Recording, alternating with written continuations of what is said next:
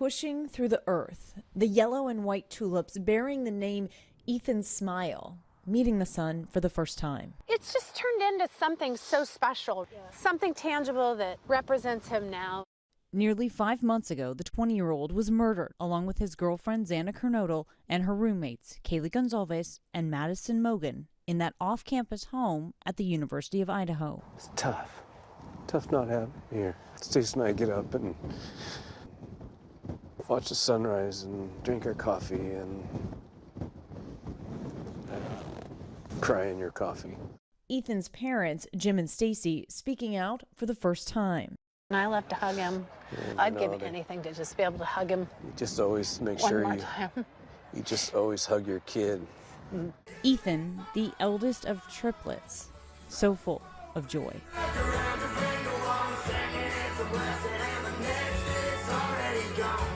He spent his last day on this earth with his siblings.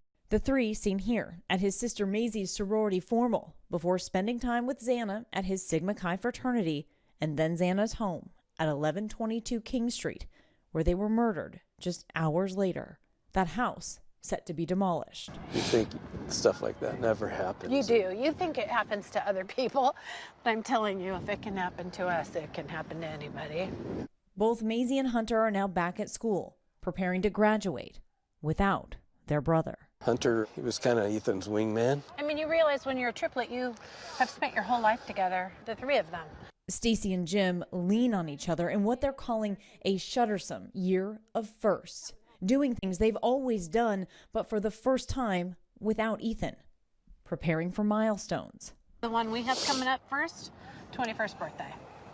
That's going to be We tough. have talked about the kids' 21st birthday forever. We have. And that's going to be tricky. Yeah, that is going to be a tricky time. Yep. Here at Tulip Valley Farms, Ethan worked in the fields planting bulbs, and now he's being remembered with his own. Ethan's Smile. There have been, right now, 80,000 bulbs sold. The Chapins have big intentions to give back to both their communities in Skagit Valley, Washington, where Ethan grew up, and Moscow, Idaho, with scholarships funded by proceeds from the Ethan Smile Foundation. We've created something that is good, that Ethan would love. He loved people, he loved a great adventure, and he was inclusive. If we could touch as many lives as he touched in 20 years in our lifetime, the world would be a better place. The family knows they have hard days ahead. At the end of June, the suspect in these murders, Brian Koberger, will appear in court in Moscow, Idaho for a preliminary hearing.